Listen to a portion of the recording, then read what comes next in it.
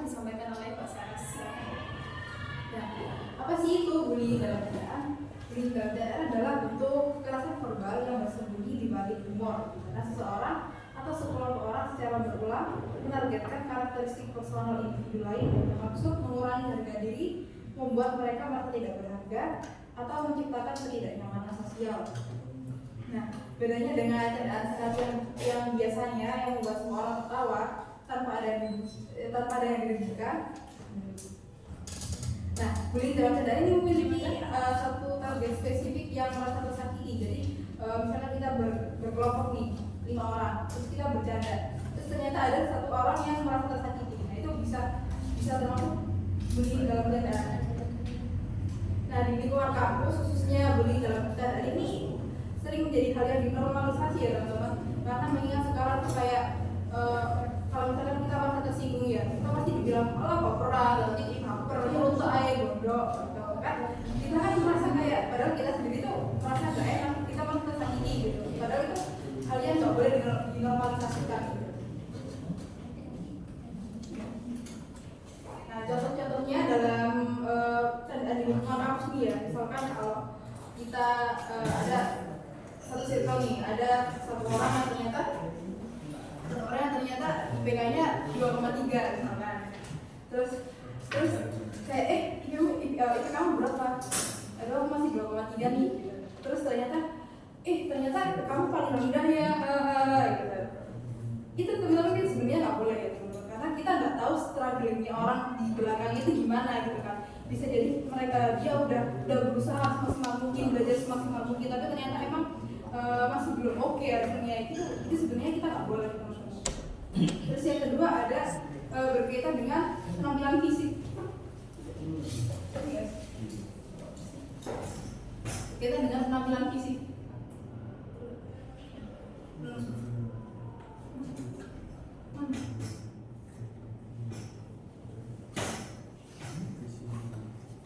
Nah, misalkan ada teman kita yang kayak gemuk banget gitu ya. Nah. emang kan ada beberapa anak di kelas kita yang bilang kayak gajah, kayak paus. Itu sebenarnya nggak boleh teman-teman, karena itu benar-benar nggak boleh ya. Cuma itu nggak boleh dinormalisasikan. Soalnya emang ada waktu itu di kelas tuh ada yang upload kayak ada teman kita yang emang dia agak gemuk gitu kan. Terus dibilang sama adminnya kayak paus meluncur gitu. Nah, itu dia bener itu sama teman tuh nggak masuk seminggu loh gara-gara itu. Emang kayak gitu tuh nggak boleh dinormalisasikan, dan dia pelakunya tuh nggak sadar kalau dia telah melakukan bullying dalam candaan itu tadi. Nah, terus yang kemudian ada mencakup asal daerah atau logat. Nah kan teman-teman di sini kan banyak dari Madura ya. Kadang kalau orang Jawa tuh ya, atau orang kalau sama logat Madura tuh kayak logat tuh lo aneh, lucu tapi kayak sangar gitu. Sebenarnya tuh kalau emang merasa pihak yang pertama tuh nggak tersakiti atau fine aja sebenarnya nggak apa-apa. Tapi kan ada orang yang sensitif gitu kan teman-teman. Jadi kayak yo aku sih emang itu kenapa gitu. Nah, gitu kan kita kan merasa tersakiti gitu ya. Jadi itu sebenarnya nggak boleh. Terus misalkan kalau kalian ada yang main Roblox ya? Ada. Terus kan bilang kalau misalkan ada kayak asal dari mana kak gitu. Jawa nih kan? Jawa. Itu kadang ada orang yang nggak terima teman-teman, jadi kayak apa sih gitu kan. Nah, itu juga termasuk bullying dalam candaan. Terus yang kelima tuh bullying terkait status yang keempat dulu. Yang keempat itu gender dan identitas. Gender dan identitas. Misalkan kalau ada cowok tapi dia misalkan dia suka masak, suka make up, suka apa ya, pokoknya hal-hal yang biasanya kita normalisasinya itu dilakukan cewek gitu ya. Terus kita kayak lanang kok seneng make up, lanang kok seneng masak-masakan, gak gentle, gak lanang. Sebenarnya itu nggak boleh teman-teman, karena emang kita tuh passionnya masing-masing ya. Setiap orang kan passionnya beda-beda, jadi kita tuh nggak boleh kayak menormalisasikan kayak gitu. Terus yang terakhir ada bullying terkait status sosial ekonomi. Kadang itu orang yang misalkan kalau di kehidupan cerita-cerita di aplikasi orang gitu. Terus kayak ada kamu naik apa? Aku naik motor. Ih, naik motor kampung banget loh. Ini nggak boleh, nggak boleh ya. Terus semua contoh di atas itu menunjukkan bahwa bullying dalam candaan itu bukanlah hal sepele ya teman-teman. Meskipun di permukaan itu terlihat seperti humor biasa, tetapi sebenarnya itu jauh di dalam itu. Dampaknya tuh dalam dampak yang dirasakan oleh targetnya tuh biasanya bisa memunculkan trauma yang mendalam. Kemudian bab selanjutnya akan dilanjutkan oleh Mbak Agus.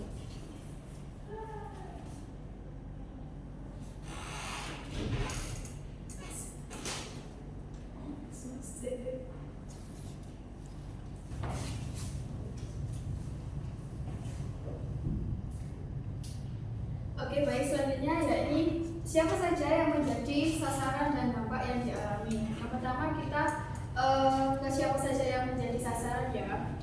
Sasaran bullying dalam candaan di lingkungan kampus sangatlah beragam, namun ada kelompok-kelompok yang secara statistik lebih rentan menjadi target. Nah, mahasiswa dengan seperti tadi, mahasiswa dengan performa akademik yang rendah atau yang memiliki IPK di bawah rata-rata atau bahkan mengambil jalur akademik yang dianggap lebih mudah oleh mayoritas sehingga menjadi target candaan tentang intelektualitas dan kompetensi. Tuh. Terus selanjutnya,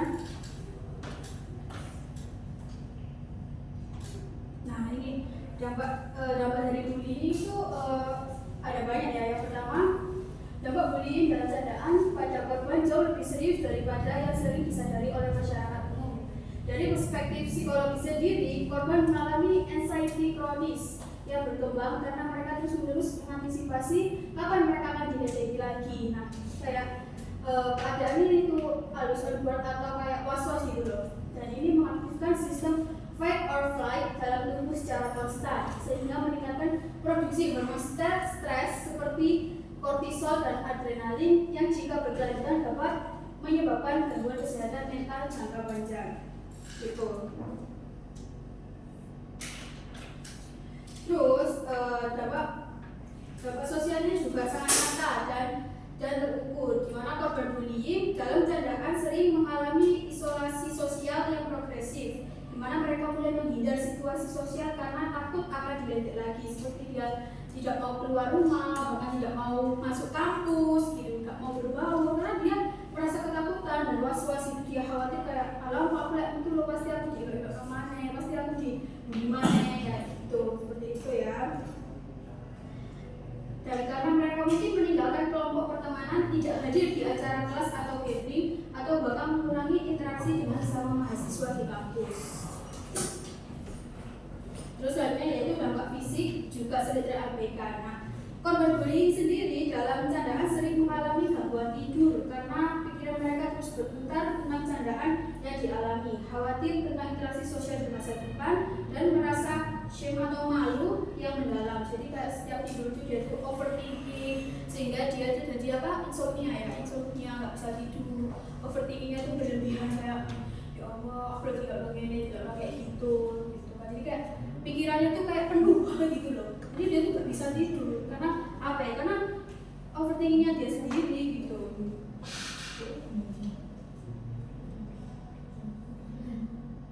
Nah, gangguan tidur ini kemudian menyebabkan escape of negative effect atau rangkaian dari dampak negatif, berkurangnya performa akademik dan kognitif, terus imun sistemnya melemah sehingga rentan sakit dan metabolisme terganggu yang dapat menyebabkan gangguan makan. Nah, dia itu kan kayak menurunkan performa dia ya, kayak dia tuh dalam situasinya tuh pinter, cerdas, terus rajin, aktif. Gara-gara dia sering dibully, dia tuh makin kayak merosot gitu loh.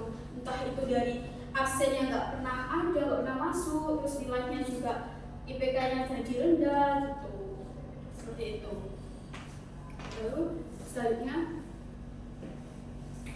cara menghadapi dan mengatasi bullying. Selanjutnya bagaimana cara menghadapi dan mengatasi ketika kita terkena bullying candaan dalam kelas, baik disengaja maupun tidak disengaja. Yang pertama, jangan pernah menolak rasa sakit itu. Biasanya pembuli itu melontarkan kata-kata halah, arek kok baperan nggak pernah nesu, dan lain-lain. Dari situ bukan kita yang baperan, tapi emang mereka aja yang lihat bully. Di sini itu jangan menolak itu, terima aja rasa sakitnya. Jangan beranggapan diri kamu selalu sensitif. Itu poinnya. Selanjutnya, bagaimana strategi untuk menghadapi? Misalnya kalau kita dibully itu kan berkelanjutan. Besoknya lagi kena lagi, besok keterusan. Kalau dalam candaan itu mesti kena. Seperti itu. Bagaimana strateginya? Yang pertama yaitu strategi kedua ya, yaitu private conversion dengan pembuli. Korban dapat mengajak pembuli itu untuk face to face, ngobrol ya, bukan tukaran. Ngobrol, tukar pemikiran, gimana rasanya ketika kita dibully, kita utarakan satu sama lain lah. Yang ketiga adalah melibatkan autor atau pihak ketiga, yaitu orang ketiga yang bisa menjadi monitoring antara kita sama si pembuli. Kita sebagai korban ya, biasanya kita bisa konsultasi ke ya misalnya itu. Di sini nanti itu biasanya pembuli itu nganggepnya AWB itu nggak bisa bercanda teman-teman, tapi jangan sampai kita terkecoh. Di sini itu kita itu tidak, bukan berarti kita nggak bisa diajak bercanda, karena emang dalam candaan itu sudah membuat mental kita terluka. Dan yang terakhir strategi keempat yaitu setting personal boundary yang jelas dan konsisten. Nextnya